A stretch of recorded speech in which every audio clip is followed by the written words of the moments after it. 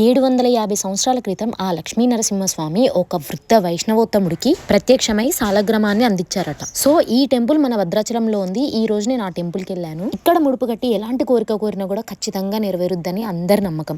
భద్రాచలం రాములవారి main temple కి ఒక 500 మీటర్స్ లోనే ఈ టెంపుల్ ఉంది. దీనినే గోగోవింద కల్పవృక్ష నారసింహ సాలగ్రామ ఆశ్రమం అని అంటారు. ఇక్కడ అందరూ ముడుపులు కట్టి వాళ్ళ కోరికలు తీర్చుకోవడానికి దేవుడి దర్శనం కోసం వచ్చారు. ఈ టెంపుల్లో జరిగే కార్యక్రమాలు డిఫరెంట్ గా ఉన్నాయి. ముడుపు కడుతున్నారు, అభిషేకం అండ్ పిల్లల కోసం అమావాస్య రోజు దృష్టి దోష నివారణ అని, పౌర్ణమి రోజు వీర రాఘవ దీపం అని చెప్పి, బెల్లం దీపం అని చెప్పి, నృసింహ రక్ష అని, వడమాల సేవ అని డిఫరెంట్గా ఉన్నాయి. ఇక్కడ డిఫరెంట్ ఇష్యూస్ మీద వస్తాం కదా, మనం ఏ ఇష్యూ మీద వచ్చామో వాళ్ళకి చెప్తే వాళ్ళు మనకు ఆ శ్లోకం చెప్పి దాని రిలేటెడ్ శ్లోకం, సో మనం ఎన్ని రౌండ్స్ చేయాలో కూడా వాళ్ళే చెప్తారు.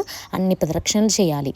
అంతకంటే ముందు ఒక దీపం పెట్టేసి ఆ చెట్టు దగ్గర దీపం పెట్టి మనం అన్ని రౌండ్స్ వేసిన తర్వాత ముడుపుని తీసుకెళ్లి స్వామివారి పాదాల దగ్గర పెట్టి ముడుపులు కట్టేసి తలంలో దాన్ని కట్టేసి ఒకసారి కోరికను గట్టిగా కోరుకొని నెక్స్ట్ ప్రాసెస్ ఏం చేయాలో, ఏమేం రూల్స్ ఫాలో అవ్వాలి అనేది అయ్యగారి దగ్గరికి వెళ్తే అతను అంతా క్లియర్ గా చెప్తారు. జాబ్ రిలేటెడ్, కిడ్స్ కోసము, హెల్త్ రిలేటెడ్ ఇష్యూస్ ఉన్న వాళ్ళైతే చాలా మంది కనిపించారు నాకు ఇక్కడ.